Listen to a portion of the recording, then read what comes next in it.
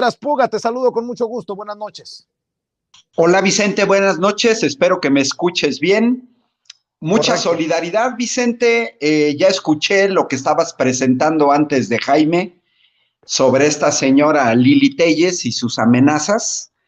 Eh, Mira, creo que te voy a dar tres datos esenciales. Creo que estas senadoras vivieron en Timbuktu o en Marte en los últimos años.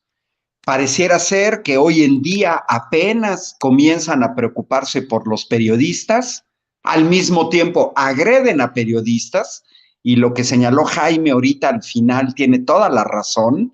No les gusta que se les contradiga, no les gusta que se dé otro tipo de información, pero pues yo quisiera recordarle a las senadoras que por qué en 2016 no vieron el estudio del Instituto Internacional de Estudios Estratégicos de Londres, donde marcaba México como la segunda zona más letal en el mundo. Desde Londres, 2016. Yo no recuerdo ni a Xochitl Gálvez, ni a Lili Telles, ni a Kenia Rabadán salir a comentar esto. 2016, México, la segunda zona más letal del mundo, solamente después de Siria, donde había una guerra civil derivada de un intento de golpe de Estado.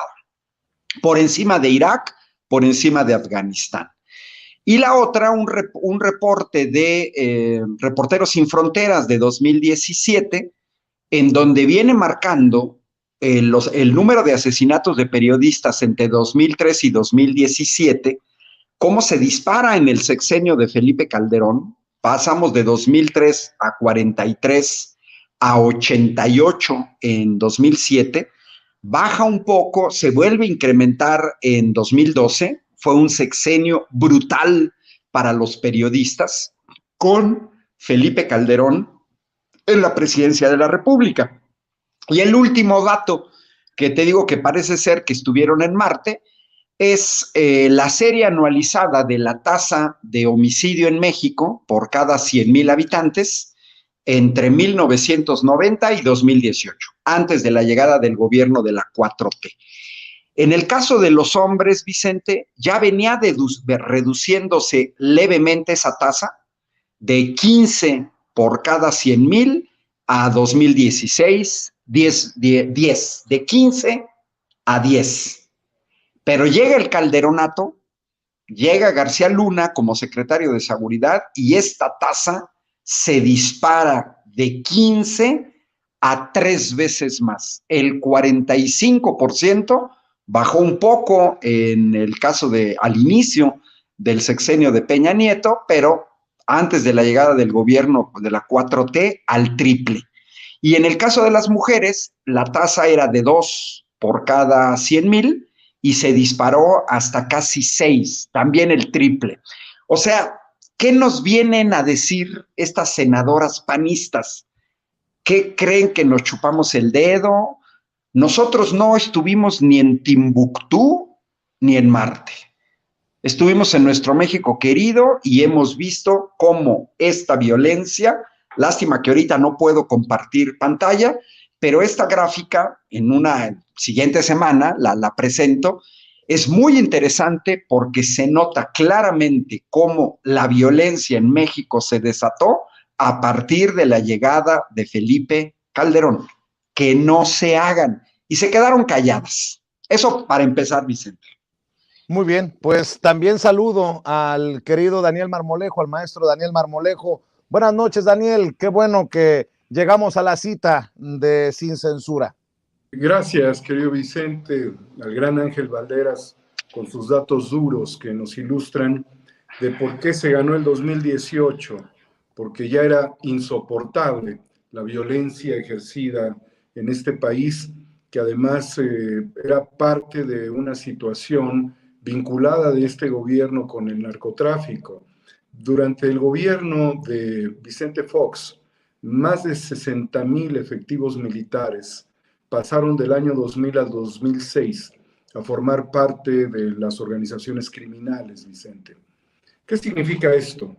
Que el ejército dotó, lamentablemente, a traidores, a los grupos criminales. Y esta terrible situación puso totalmente en contradicción el papel del Estado respecto a la ciudadanía y al proceso democrático donde siempre hubo una gran participación. No sé si se está cortando mi transmisión, querido Vicente, te pregunto. Te escucho, mi querido Daniel. Okay.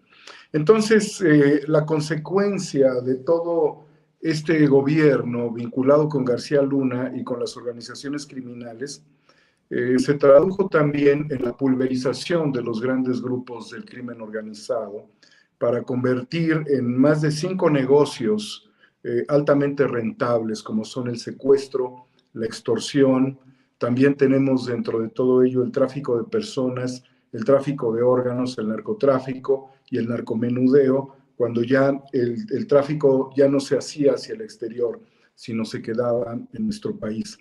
Entonces, lo que esperábamos nosotros es de que estas políticas, mujeres de la política o estas mujeres de los medios de comunicación, plantaran realmente la realidad cara a cara de lo que los mexicanos veníamos padeciendo, sufriendo, y nunca lo hicieron de la manera en la que ahora quieren agobiar algo que es una situación muy complicada, querido Vicente, que también afecta dramáticamente a los periodistas. Pero ¿cómo les puedes pedir esto a estas legisladoras si, por ejemplo, una diputada, y creo haberlo comentado, de Veracruz, hacía una apología de lo que tú sufriste, una apología de la violencia, con este personaje totalmente desquiciado, Suárez Gómez? Ella aplaudía este hecho y sucede que finalmente hace pues muy pocas horas, el día de ayer, se cometió una ejecución doble de 2 periodistas en su mismo estado, en la zona sur del estado. Y como yo lo comenté, una legisladora de Veracruz anterior a ella, de la legislatura pasada, pues sufrió la pérdida de su hija, la diputada Medel, en manos del crimen organizado, estando ella en plena sesión parlamentaria y gritando terriblemente ante la muerte de su hija.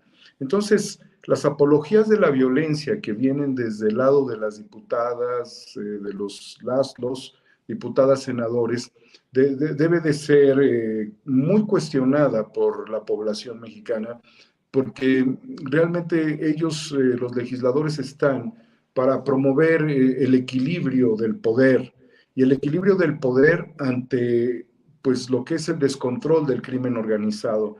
Pero cuando aplauden, cuando promueven la violencia, o cuando empresarios como su jefe, su amo, porque Lili Téllez no hace nada que no le diga a Ricardo Salinas Pliego, es decir, Lili Téllez, triste y lamentablemente, es una mujer robot, ¿sí?, de Salinas Pliego. Él también ejerce la violencia contra legisladoras, contra representantes populares, criticándolos, haciendo un uso pues en doble sentido del lenguaje, en el caso pues de situaciones que hemos visto muy particularmente de críticas hacia legisladoras. No quiero entrar en los detalles, pero es muy lamentable.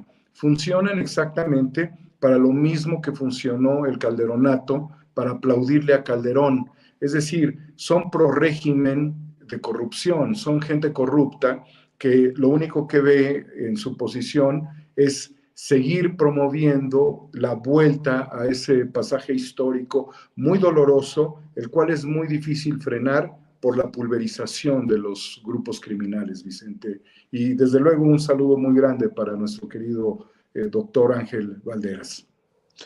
Yo me pregunto, ¿se